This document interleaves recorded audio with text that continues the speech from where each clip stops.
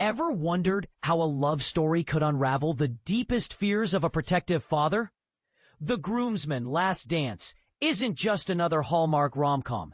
It's the emotional crescendo of a trilogy that's quietly built a world where weddings aren't just about tulle and toasts, but about healing fractured hearts. This final chapter, starring Tyler Hynes as Jackson, delivers a bittersweet conclusion that fans of the first two films will either adore or debate. But here's where it gets controversial. Does the movie's refusal to give its leads a grand wedding feel like a missed opportunity or a bold narrative choice? Let's dive in. The story begins at a wedding. The film opens with a flashback to Danny's sister Hannah's wedding in Greece, a familiar setup for fans of the series. It's where Pete, B.J. Britt, met his love interest in the first film, and where Danny, Jonathan Bennett, discovered his best friend Zach's secret relationship in the second. Now it's the catalyst for Jackson's journey. When Betty, Jackson's teenage daughter, announces her move to Italy with her mother, the single dad's life is upended. But instead of wallowing, he seizes the chance to reconnect with Betty, only to stumble into a cultural and romantic collision course. Jackson's Italian dilemma. Picture this. Jackson, a workaholic influencer agent, arrives in Italy to co-parent with Betty. His first encounter? A near-disastrous car incident with Gabriella, Chloe Raphael, a sharp-tongued local who scolds him for distracted driving. Classic enemies to lovers, right? But Gabriella isn't just any love interest. She's Betty's landlord, a restaurateur, and the kind of woman who's impossible to ignore. As Jackson helps her revamp her struggling business, tension simmers. Yet, when Gabriella cooks a meal to bridge the gap, Jackson panics and cuts things off, because as he admits, he's terrified of getting close. The heart of the matter, the real drama, unfolds when Betty confronts Jackson. She's not a passive sidekick. She's a teenager who's tired of being treated like a child. "You're suffocating me," she tells him, pointing out how his overprotectiveness has left her with only two friends and a life orbiting his fears. This is the part most people miss. Jackson's resistance to love isn't just about being a bad parent. It's about guarding his own heart from a past he's never fully explained. The film's genius lies in using Betty's perspective to force Jackson to confront his emotional walls. A masquerade of feelings. During a local masquerade festival, a perfect blend of Italian charm and cinematic romance, Jackson dances with a mysterious stranger. Gabriella, of course.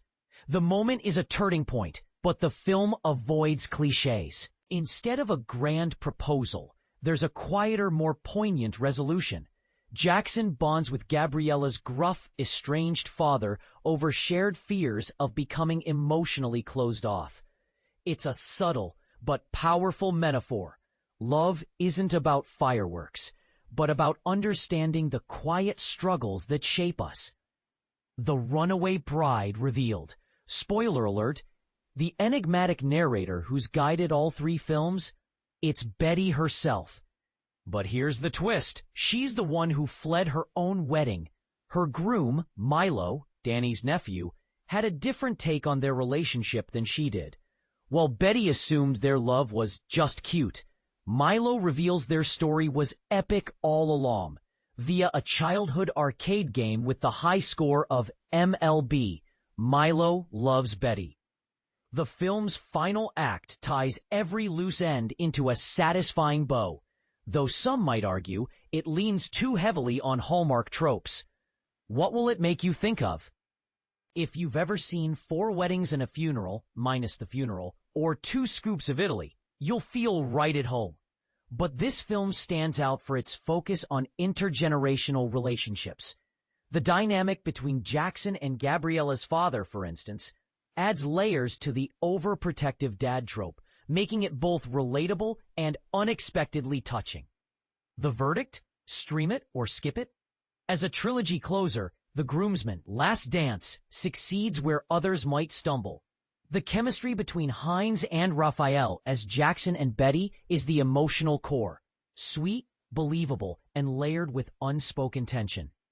Chloe Raphael's portrayal of young Betty is a standout. balancing teen exasperation with genuine warmth. But the film's biggest risk is its restraint. By denying Jackson and Gabriella a wedding, it challenges the expectations of the genre. Is this a refreshing twist or a letdown? That's the question we leave with.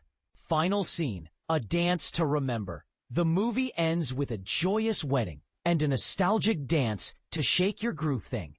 Jackson, Pete, and Danny, now full-fledged groomsmen legends, lead the crowd in a choreographed move they invented as kids. It's a fitting tribute to the friendships that anchored the entire series. Your turn to weigh in. Did you find the ending emotionally resonant? Or did you miss a grand finale for Jackson and Gabriella? Should Hallmark prioritize character growth over spectacle?